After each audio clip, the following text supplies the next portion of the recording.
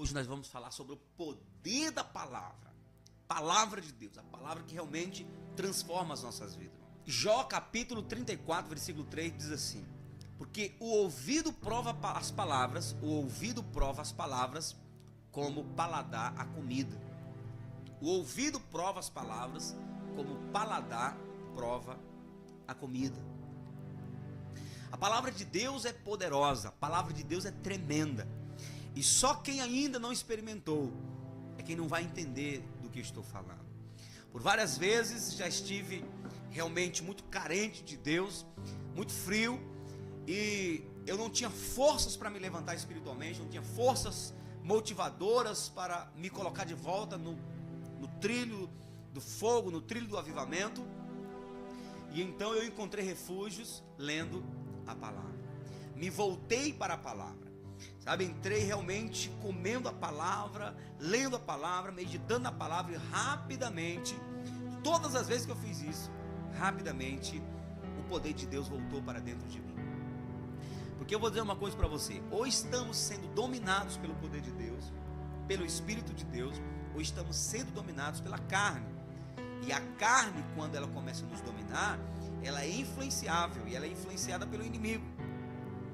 E nós corremos um sério risco de estarmos vivendo achando que estamos servindo a Deus, mas estamos vivendo um puro egoísmo, estamos vivendo justiça própria, encontramos argumentos para não perdoar, encontramos argumentos para não nos relacionar bem com as pessoas, encontramos argumentos para nos divorciarmos, encontramos argumentos para não fazer a obra de Deus, para não orar, para não evangelizar, encontramos argumentos para fazer coisas erradas.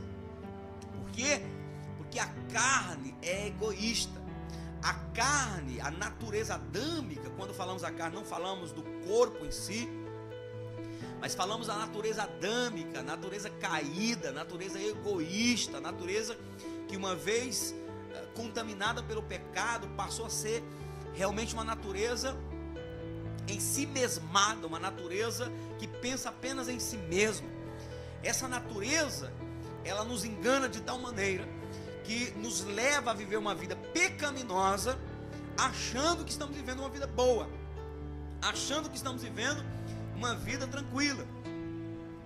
Quando nós vamos confrontar ou somos confrontados em relação a algumas características pecaminosas do nosso estilo de vida, se estamos na carne, nós vamos ter argumentos de sobra para justificar a nossa situação. Por exemplo, as obras da carne, existe uma lista grande das obras da carne. Existe uma guerra tremenda entre a carne e o espírito, como Paulo fala em Gálatas capítulo 5, versículo 16 em diante. Digo, porém, andai no espírito e jamais satisfareis as concupiscências da carne, porque a carne milita contra o espírito contra a carne, que são opostas entre si, para que não façais o que porventura seja do vosso querer, mas se sois guiados pelo Espírito, não estáis debaixo da lei, sob a lei. Ora, as obras da carne são conhecidas, as quais são prostituição, impureza, lascívia, olha a lista: idolatria, feitiçarias, inimizades, porfias, ciúmes, iras, discórdias, dissensões, facções, invejas, bebedices, glutonarias e coisas semelhantes a estas, a respeito das quais eu vos declaro, como já outrora vos preveni, que não herdarão o reino de Deus os que tais coisas praticam. O versículo 24 diz: os que são de Cristo crucificaram a sua carne com as suas paixões e desejos, concupiscências. Se vivemos no Espírito, andemos também no Espírito. Essa lista de obra da carne, quando a gente está vivendo alguma dessas coisas, a carne nos engana de tal maneira que somos capazes de encontrar argumento para continuar vivendo essa vida errada e iludidos achando que está certo. Chega ao ponto do apóstolo Paulo escrever para os Tessalonicenses que algumas dessas pessoas que se entregaram à obstinação da carne, Deus as entregou ao espírito do erro para que elas acreditem na mentira, que elas rejeitaram a verdade. O que é rejeitar a verdade? É quando você realmente se ilude de tal maneira que se adere àquele estilo de vida achando que Deus vai te entender, que Deus no final das contas é amor, que Deus no final das contas é misericórdia e que vai entender que você tinha que viver a sua necessidade básica, não é? E o diabo não deixa você enxergar que você está apenas abrindo mão da cruz, apenas virando as costas para a cruz, aquela cruz que Jesus falou, aquele que quiser me seguir, toma cada dia a sua cruz e siga-me, porque o que adianta um homem ganhar o mundo inteiro e perder sua alma? E ganhar o mundo inteiro significa você viver todos os prazeres que o mundo te proporciona, que traz satisfação para cá, traz conforto para a natureza adâmica, mas que por outro lado está matando você espiritualmente. Então quem está vivendo debaixo dessa lista de pecados como estilo de vida vai estar realmente cego a respeito da verdade. Então quem vive uma vida de prostituição, impureza, lascívia, daqui a pouco começa a encontrar argumentos que faz com que o próximo, a pessoa que está ouvindo, se coloque no lugar e comece a confirmar: é assim mesmo, eu te entendo. E desde que a pessoa está vivendo a prostituição, impureza, lascívia, quando os fariseus hipócritas que viviam no adultério, né, deixaram de condenar o homem, que a lei batia forte contra ele, mas trouxeram somente a mulher adúltera para Jesus confirmar o apedrejamento,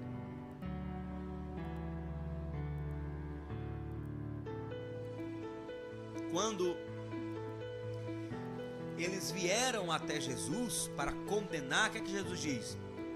Quem não tem pecado atire a primeira pedra. Eles tiveram que sair de um a um, porque todos tinham pecado, inclusive o pecado que estava bem exposto diante deles é o pecado de eles terem poupado o homem, ter trazido sua mulher para apedrejamento. A lei dizia que tinha que apedrejar os dois.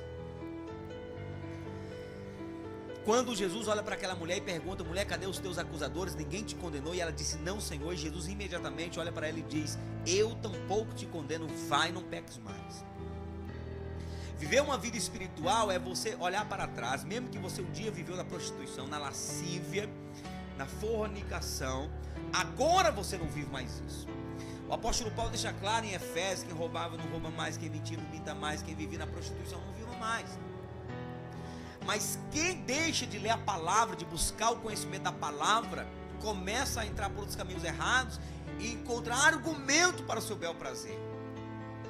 E Deus não vai se compactuar com os nossos erros, se compactuar com a nossa carnalidade, quando Ele deixou escrita a palavra. Quem, por exemplo, está vivendo uma vida de idolatria, feitiçarias, inimizades, elas vão encontrar argumentos para viver isso. Quando você vai confrontar, vai carinhosamente falar, trazer a palavra e falar que a pessoa ela não deve idolatrar ninguém, muito menos uma imagem de escultura, ela vai ter argumentos para dizer: não, eu não adoro, eu apenas, a imagem é como se fosse a foto de alguém. Várias pessoas já me falaram: não, essa imagem é como se fosse a foto, tu não anda com a foto da tua esposa, dos teus filhos. E esse é um grande argumento de quem quer viver na obra da carne, da natureza adâmica, da idolatria. E a Bíblia diz: não erreis por não conhecer das Escrituras nem o poder de Deus.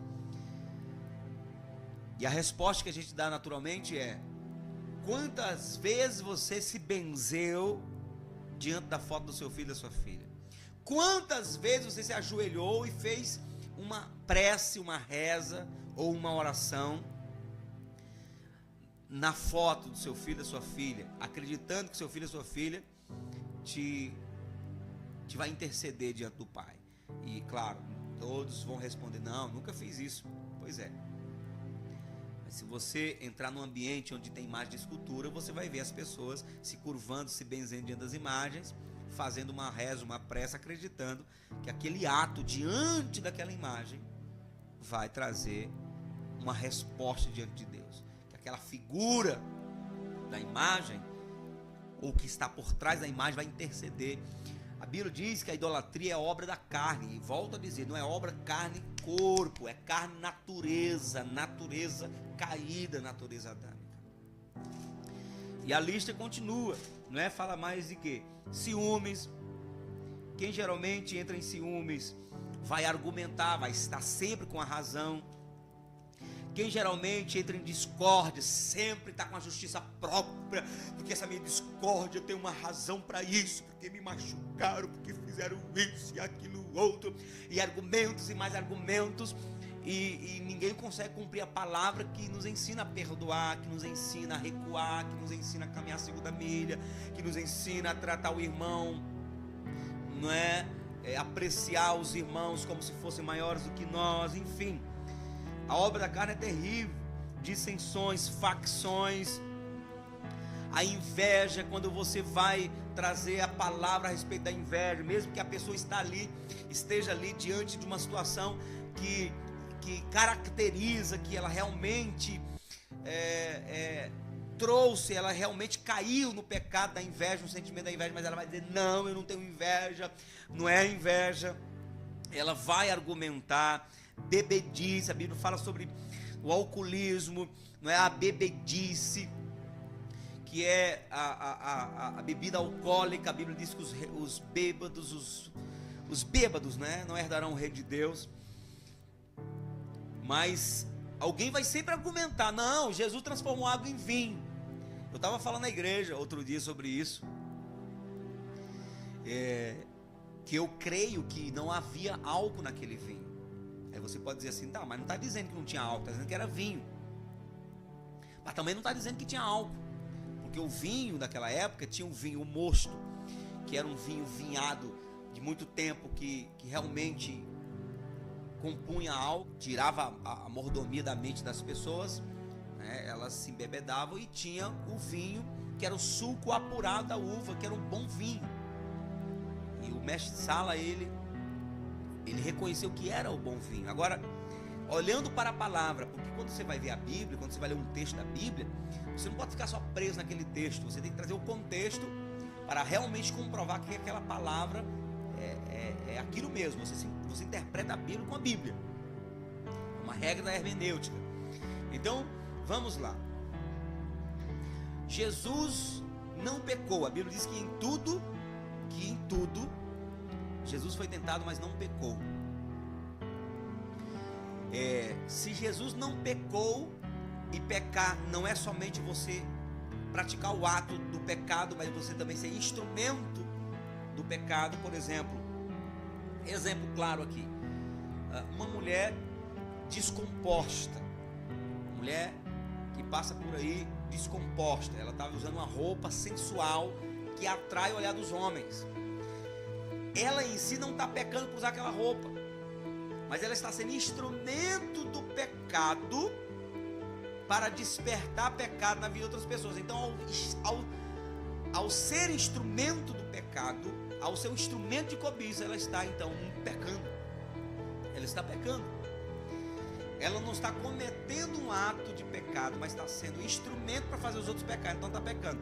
Então, dizer que Jesus colocou álcool naquele vinho para fazer os homens beberem, e a Bíblia fala contra a bebedeira, bebedice, está bêbado, os bêbados não herdarão o reino de Deus. Então, dizer que Jesus colocou álcool naquele vinho, e numa festa de casamento, é claro que todo mundo bebeu à vontade, então você está dizendo que Jesus pecou, que Jesus colocou álcool no vinho e levou os homens a pecarem. Depois que o homem bebe muito álcool, ele perde a mordomia da mente, ele perde o controle, a administração da sua mente, e ele começa a reagir conforme a natureza do pecado, controlada pelo efeito do álcool. Ele vai naturalmente ter coragem de fazer o que ele não faria, ele vai deixar a lascívia ser despertada dentro dele, e enfim. Então, Jesus pecou? Jesus não pecou. Então eu creio piamente que não havia álcool naquele vinho, e a Bíblia está dizendo aqui que bebedices é uma obra da carne, é uma obra do pecado, e que nós devemos santificar as nossas vidas, realmente, de fato, de verdade. Vamos santificar as nossas vidas. A glutonaria, que é comer demais, que é você comer, sabe, de maneira que o seu corpo se sente mal do tanto que você comeu. É você realmente não conseguir dormir uma noite de sono direito, de madrugada tem que levantar e visitar a geladeira. É você viver pensando em comida o tempo todo, é a glutonaria, tudo gira em torno do estômago. E coisas semelhantes a estas, a respeito das quais vos declaro, como já outrora vos preveni, que os que cometem tais coisas não herdarão o reino de Deus. Pastor, você começou falando que ia falar do poder da palavra e está falando dessas coisas. Sim, por que eu estou falando dessas coisas? Porque o homem precisa entender que ele é pecador e que ele necessita da palavra de Deus para sair das garras do pecado, para ele realmente conseguir sair dessa natureza adâmica, para ele realmente conseguir ser liberto dessas inclinações carnais. Ele precisa da palavra de Deus. Tentar vencer as obras da carne com capricho carnal, com capricho humano, meu irmão, é a mesma coisa de você tentar sair do oceano a nado, do meio do oceano a nado, né? Você não vai conseguir. Você precisa de algo mais poderoso que você mesmo. O apóstolo Pedro diz que a semente da palavra que foi plantada em nosso coração, ela é incorruptível, e ela vai transformar o nosso coração, porque é uma semente incorruptível. Então, no capítulo 34 de Jó, versículo 3, ele vai dizer: como o meu paladar prova a comida, degusta a comida, assim os meus ouvidos provam, degustam a tua palavra. Por isso que você vai ver nas cartas, em todas as cartas que Jesus manda para as igrejas da Ásia, em Apocalipse capítulo 2, capítulo 3, todos os textos, todos os recados que são mandados para os anjos das igrejas, que são os pastores das igrejas, no final o Senhor Jesus vai dizer: quem tem ouvidos para ouvir, ouça o que o Espírito diz às igrejas. Então, são com os ouvidos espirituais que nós realmente nos alimentamos da palavra de Deus. Em Romanos capítulo 10, versículo 17, a palavra diz assim: assim a fé vem pelo ouvir, e o ouvir pela pregação. Em Apocalipse capítulo 1, versículo 3 diz: bem-aventurados aqueles que leem e aqueles que ouvem as palavras da profecia e guardam as coisas nela escritas, pois o tempo está próximo.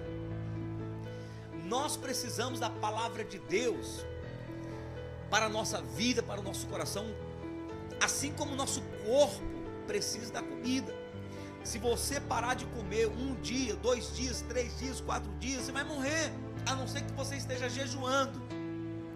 Porque quando vamos jejuar, quando nós colocamos o nosso coração com o propósito de jejuar, nós temos o Espírito Santo nos ajudando a passar mais tempo sem comer. Mas vai tentar ficar sem comer simplesmente por ficar sem comer, você vai morrer, você não consegue. Então tem gente que não tem o hábito de ler a Bíblia, não tem o hábito de ouvir a palavra de Deus e acha que está tudo bem. Tem gente que não vai para o culto, que não vai para a igreja, porque acha que não precisa ouvir a palavra de Deus. Talvez você esteja dizendo: pastor, passei a vida inteira indo todo domingo na missa, nada mudou na minha vida. Eu te digo também, a minha infância e parte da minha juventude foi indo para a missa todo domingo, e não tinha mudança. Agora, eu quero te dizer a diferença de uma missa para o culto. Uma missa tem uma liturgia romana, tem ali uma palestra, uma oratória de um líder religioso. É diferente de você abrir as escrituras sagradas e expor as escrituras sagradas, trazer palavra de Deus para o povo. Eu duvido que você vai se sentir a mesma pessoa, a mesma coisa, não vai se sentir mudado, por pouco ou por muito, se você visitar uma igreja onde a palavra de Deus é pregada de verdade. Eu duvido. Vá para a igreja, vá para a igreja. Eu estou aqui para dizer: vá para a igreja evangélica. Eu sei que eu não posso aqui colocar minha mão no fogo e responder por todos os pastores, porque tem cada pataquada que a gente vê por aí, mas tem muitas igrejas que pregam a palavra, muitas igrejas que o pastor expõe realmente as escrituras sagradas com fidelidade, e que não somente fala a teoria da palavra, mas traz a palavra para os corações, aplica a palavra, ora pelo povo, para que a palavra seja injetada dentro dos corações, e você precisa estar nesse ambiente. E aí eu trago a responsabilidade para mim. Venha participar de um culto na Igreja Avivamento Cristão. Continue participando dessas lives e tua vida vai mudar. Escuta os programas que nós pregamos e ministramos todo sábado de 11 a 1 da tarde na nova 92.7 FM. Programa Avivamento Já. Escute as palavras que estamos pregando na Nova Aliança FM, aqui de Timon, 89.9, 7 da manhã todos os dias e 1 da tarde. Todos os dias, de segunda a sexta, 7 da manhã, 1 da tarde. Você pode ligar na 89.9 FM, que você vai ter uma palavra de Deus ministrada para o seu coração. E começa a expor os teus ouvidos à pregação da palavra. Não somente isso, mas o resto do dia vai lendo as escrituras. Sempre que você tem tempo, pega a Bíblia, leia, busca um texto, medite. Enquanto você não entender aquele texto e não perceber que a palavra entrou no seu coração, você não sai daquele texto. Vai meditando. Não entendeu uma palavra, vai no dicionário. Não continua não entendendo, procure uma pessoa que entenda. Procure entender a palavra, porque a palavra vai transformar o seu coração. Porque como os meus lábios e a minha boca, o meu paladar prova a comida, meus ouvidos provam a palavra. Jesus fala no capítulo 6, estamos aqui pregando a palavra, estamos trazendo um ensinamento bíblico para você. Então se você ama a palavra, você não vai sair daí, enquanto estamos expondo a palavra de Deus. Pode ser que em algum momento, nessa pregação, nessa palavra, virá um rema do Senhor para mudar a tua vida. Então segura a onda aí. João 6,63, olha o que Jesus fala na palavra. O Espírito é o que vivifica, a carne para nada aproveita. A carne para nada aproveita. As palavras que eu vos tenho dito são Espírito e são vida. A palavra de Jesus, a palavra de Deus, são Espírito e vida. Então, quando nós pregamos as escrituras sagradas com fidelidade, a palavra de Deus vai entrando no teu coração. E tem que entrar mesmo. E se você... Eu estou me arrepiando todo aqui, meu Jesus. E se de repente você é alguém que escuta, está escutando o que eu estou falando, porque eu sei que estou falando aqui debaixo de uma unção do Espírito. Se você está escutando a palavra e ela não está quebrando o teu coração, você não está sentindo nada, peça misericórdia a Deus. Isso significa que a petrificação do teu coração está tão grande que a palavra ainda não está alcançando o profundo. Porque Hebreus capítulo 6 diz que a palavra de Deus é mais cortante do que espada alguma de 2 gumes, e ela tem poder de fazer divisão da alma e do espírito, juntas e medulas, e é poderosa para discernir os intentos do coração. Então a palavra vai entrando, vai entrando, vai entrando. Daqui a pouco você sente que o seu coração está exposto diante da palavra, porque ninguém pode esconder nada diante da palavra de Deus. Ela é poderosa para discernir o que está dentro de você. Expõe os teus ouvidos, expõe o teu coração, o poder da palavra, ela vai transformar. Como é que ela transforma, pastor? Não te preocupe, não te preocupe. De repente você vai começar a perceber que o teu coração está mudando automaticamente. Isso que é lindo, o trabalhar de Deus. O trabalhar de Deus é tão lindo, é tão maravilhoso, que a gente vai lendo a palavra, vai escutando a palavra, e a gente não se esforça, não há um esforço físico para mudar a vida. Você vai se expondo à palavra, vai crendo na palavra. Daqui a pouco você começa a perceber que os seus pensamentos vão mudando, que os desejos carnais vão morrendo, vão se acabando, que as forças da inclinação do pecado começam a perder, e você se pega tendo atitudes diferentes, pensando coisas diferentes, desejando coisas diferentes. Daqui a pouco você começa a sentir que está se aproximando de Deus. O que é isso, pastor? O poder da palavra. A palavra vai entrando, vai entrando, vai entrando, vai arrancando o mal pela raiz. Sabe, aquele vírus do pecado que faz você pecar, vai sendo queimado pelo poder da palavra. A petrificação que te faz insensível, que faz de você uma pessoa apática, insensível. Sabe, você não é uma pessoa que de repente já se irritou consigo mesmo, porque por perceber que o teu coração é insensível. Puxa, meu Deus, meu coração é insensível demais, eu eu não sinto compaixão por ninguém, eu não sinto remorso, eu não sinto nada. Eu vejo as coisas acontecendo, as pessoas morrendo diante dos meus olhos, eu vejo as pessoas sofrendo, eu não sinto nada. Coração de pedra. A palavra vai entrando e vai quebrando. O que eu te mostro? O que eu te mostre? Jeremias 23. Corra lá para Jeremias 23. Jeremias 23, 29. Não é a minha palavra como fogo, diz o Senhor, e martelo que esmiuça a penha, a pedra. Não é a minha palavra como fogo, vai queimando o pecado, a iniquidade. Não é a minha palavra como martelo, como marreta que quebra a pedra, que esmiuça a penha. Então, meu irmão, se expõe à palavra. De repente você é alguém que diz assim: puxa, eu não sei o que acontece comigo, eu estou frio espiritualmente falando, estou frio, não consigo orar, não consigo sentir vontade de servir a Deus, sabe? Eu estou me sentindo longe de Deus. Eu te digo, é falta da palavra, é falta de comer a palavra, é falta de se alimentar. Você faz tanto tempo que não expôs o teu ouvido. Ah, mas eu escuto. Mas você escuta com o quê? Você escuta com o ouvido ou escuta com a orelha? Porque tem gente que escuta, a palavra entra aqui, sabe que elas não meditam, elas não dão atenção, não tem interesse de aprender a palavra. Aí o que acontece? Ela não faz efeito. Não faz efeito. Você tem que escutar com o ouvido espiritual. Jesus falou: aquele que tem ouvido, ouça a palavra, ouça o Espírito, que o Espírito diz à igreja. Eu vou te dizer, a quem o Espírito está falando? A igreja. Aquele que tem ouvido para ouvir, ouça a palavra, ouça o que o Espírito diz às igrejas. O Espírito não está falando com o mundo, o Espírito está falando com a igreja. A palavra de Deus é na igreja. É na igreja que a palavra é exposta. Enquanto eu estou aqui, você está aí. Se estamos em nome de Jesus, o nosso ambiente se transforma em igreja. Mas o ambiente de congregação, que a Bíblia diz que não devemos deixar de congregar, capítulo 10, 25 de Hebreus diz: não deixando a congregação como é costume de alguns. Tem que congregar.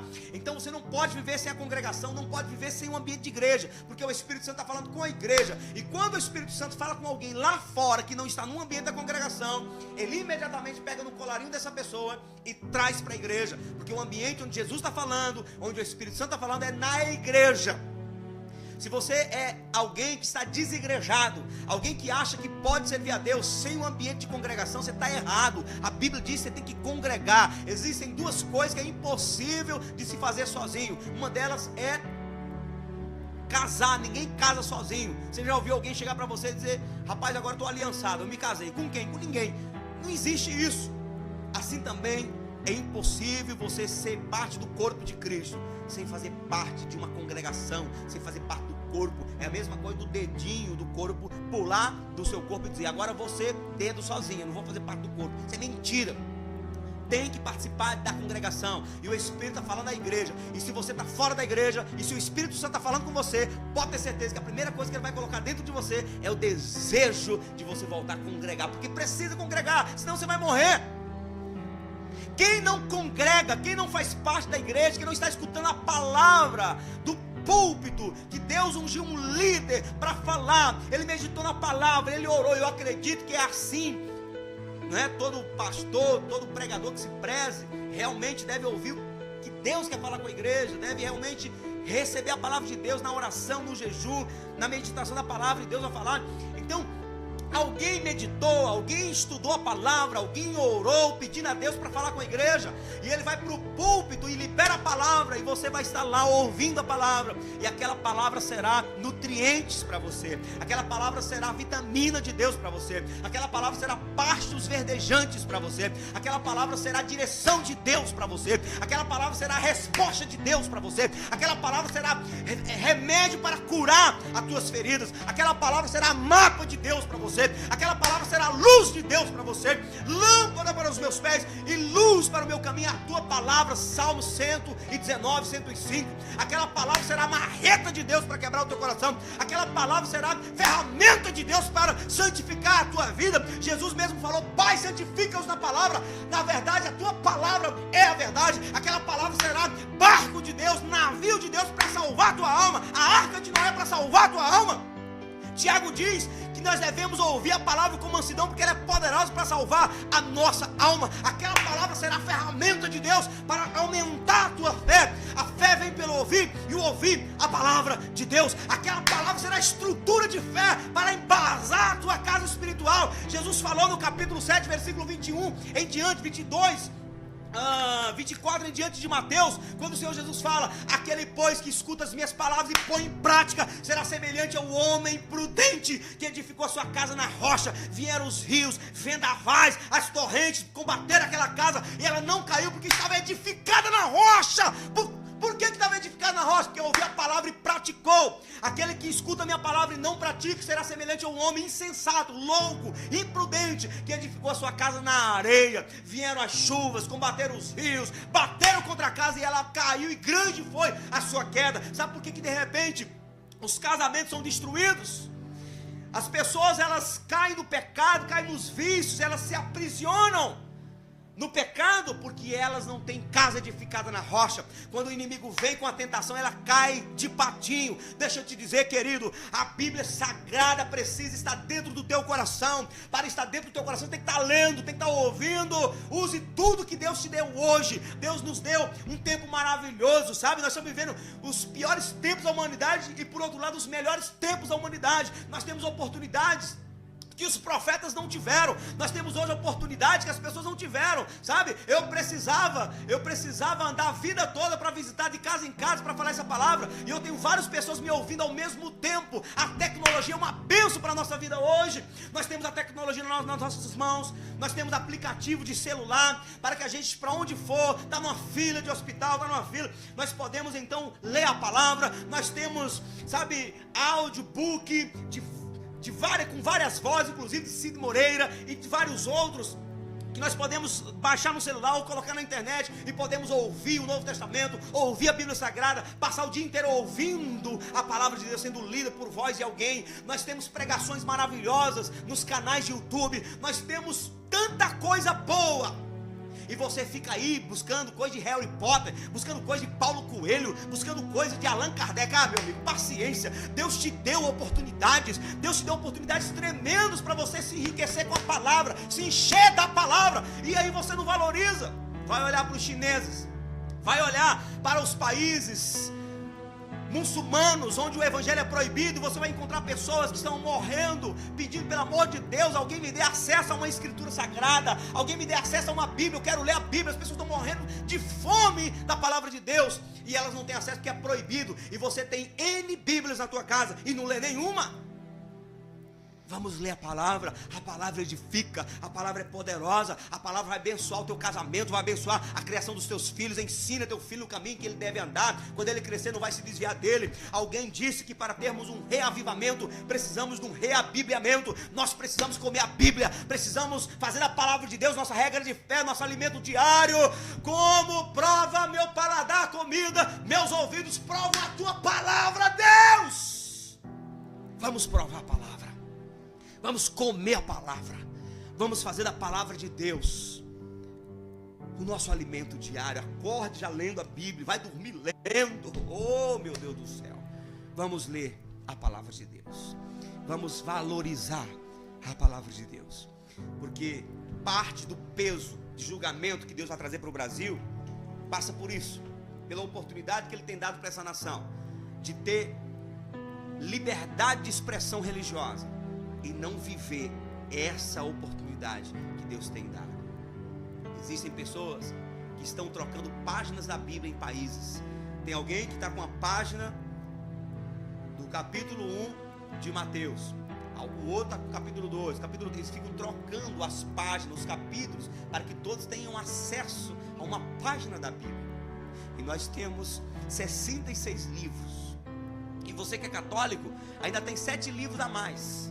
São livros que no Concílio de Trento, quando Lutero reformou a igreja, com uma contra-reforma, o Papa colocou 7 livros a mais. Você ainda tem livro mais que nós.